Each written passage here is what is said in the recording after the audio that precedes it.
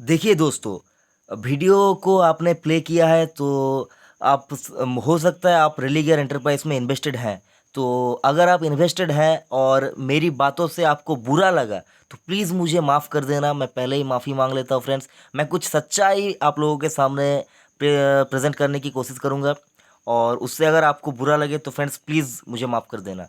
देखिए friends, Religare enterprise ये वो कंपनी है जो कंपनी लिस्ट हुई थी 2008 में, और 2008 से लेकर 2020 तक अपने इन्वेस्टरों का लगभग 98% पैसा यहाँ पर कह सकते हैं यहाँ पर 98% पैसा डूब चुका है।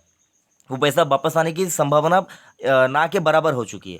तो हो सकता है आपने 2008 में इसको लेके रखा है, तो आज आप ये वीडियो देख रहे हैं तो प्लीज़ बुरा मत मानिए फ्रेंड्स। आपका पैसा वापस आने की संभावना यहाँ पर ज़ीरो हो चुका है, लगभग ज़ीरो हो चुका है। बाकी तो कोई चमत्कार ही हो सकता है आपका पैसा वापस आ जाए, कोई चमत्कार वो होगा नहीं। स्टॉक मार्केट चमत्कार से नहीं चलता, स्टॉक मार्केट चलता है फंडामेंटल से, तो वो होगा नहीं। उसके बाद अगर हम लोग देखें फ्रेंड्स, यहाँ पर लगभग 60% deliverable quantity last trading session पे उठी है, तो लोग यहाँ पर माल खरीद रहे हैं। मैं उन लोगों को बेवकूफ़ों के साथ तुलना करता हूँ फ्रेंड्स, वो जो यहाँ पर माल खरीदते हैं। ये कंपनी कामकाज करती है किस सेक्टर में? फाइनेंशियल सर्विस में। फाइनेंशियल सर्विस में क्या और कोई कंपनी नहीं है जो आप यहाँ पे इन्वेस्ट करते हैं? क्या रखा है इस कंपनी में? आप अपने आप से पूछिए, आपने इस कंपनी में इन्वेस्ट करने से पहले क्या देखा था? ज़्यादातर रिटेल इन्वेस्टर यहाँ पर इन्वेस्ट करने से पहले एक ही चीज़ देखी होगी, वो इसका भाव कितना था, कितना हो चुका है। ये देखकर आप यहाँ पर इन्वेस्ट कर चुके हैं, आप फंस गए, आप यहाँ से निकल नहीं पाते। आप कभी कभी अपना जो स्टेक है वो सेल करने की कोशिश करते हैं, लेकिन हो सकता है वो बहुत ज़्यादा स्टेक आप यानी खरीद के रखा है, आप बेच भी नहीं पाते। ऐसा हो सकता है फ्रेंड्स, आप अपना माल बेच भी नहीं पा रहे हैं। ऐसा स्थिति भी आपके साथ हो सकता है। मुझे नहीं लगता आपके साथ वो ऐसा होगा, लेकिन हो सकता है, होने की पूरी पूरी संभावना है कि आप सेल ऑर्डर लगाते हैं लेकिन आपका ऑर्डर एग्जीक्यूट नहीं होता। ऐसा होने की पूरी संभावना है फ्रेंड्स। अगर हम लोग देखें मार्केट कैप की, तो मार्केट कैप क्या है? 450 करोड़ की मार्केट कैप वाली कंपनी, एक पैनी स्टॉक कह सकते हैं, एक पैनी स्टॉक। यहाँ पर फ्रेंड्स मैं पहले आपको एक बात बता दूं, ये स्टॉक हो सकता है 100 रुपये तक चला जाए। ये स्टॉक हो सकता है 100 रुपये तक चला जाए, लेकिन वो जाएगा आप किस बात से ये अंदाजा लगाएंगे? किस बात से अंदाजा लगाएंगे? क्या देखकर आप अंदाजा लगाएंगे? आप अगर अंदाजा लगा पाए कि ये 100 रुपये तक जाएगा, ले तो आप किस बात के ऊपर बेस करके ये कहेंगे कि ये 100 रुपया जाएगा?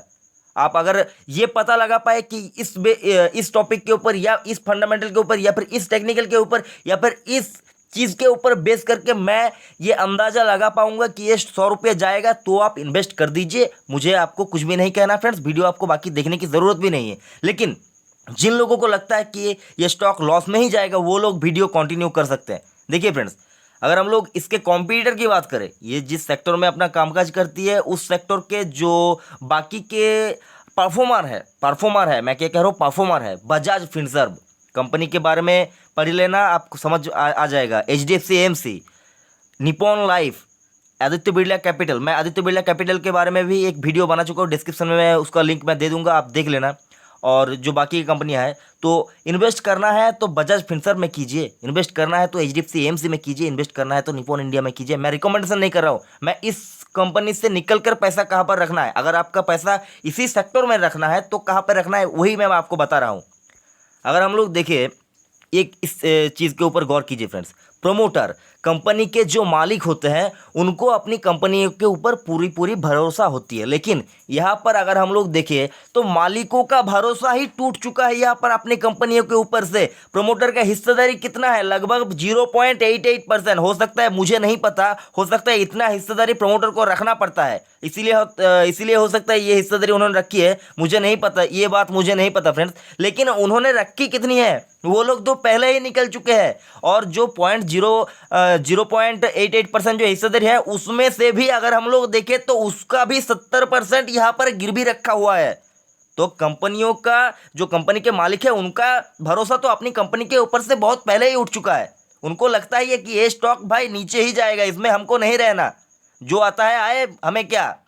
देखिए डीआईएस यहाँ पर लगभग 52% स्टेक ओन करते हैं। क्या रखा है इस कंपनी में, क्या रखा है? बहुत दुख होता है फ्रेंड्स, बहुत दुख होता है जब आपका पैसा डूबता है ऐसी कंपनियों के ऊपर। जो पैसा अब कभी वापस नहीं आएगा। अरे स्टॉक मार्केट वॉलेटाइल है, हर किसी को पता है, पैसा ऊपर नीचे होता रहता है, लेकिन ये तो सिर्फ नीचे ही जा रहा है। अगर हम लोग चार्ट के ऊपर देखें तो ये तो सिर्फ नीचे ही जा रहा है। कब कब ऊपर आएगा? ऊपर नहीं आएगा फ्रेंड्स। ये कंपनी ऊपर आने की स्थिति में नहीं रही यार। अब ये कंपनी ऊपर नहीं जाएगी। बात हो सकता है आपको बुरा लगे अगर आप इन्वेस्टेड हैं, लेकिन मेरा सच्चाई मैं आपके साथ शेयर कर रहा था। वीडियो अगर अच्छा लगे तो एक लाइक कर दीजिए, और आपसे रिक्वेस्ट करता हूँ मेरे चैनल को सब्सक्राइब कर दीजिए। आपको मैं इन्वेस्टमेंट रिलेटेड हर वो वीडियो यहाँ पर अपलोड होगा जो आपको सुरक्षित इन्वेस्टमेंट और बेहतर फ्यूचर बनाने में हेल्प करेगा। Thank you friends.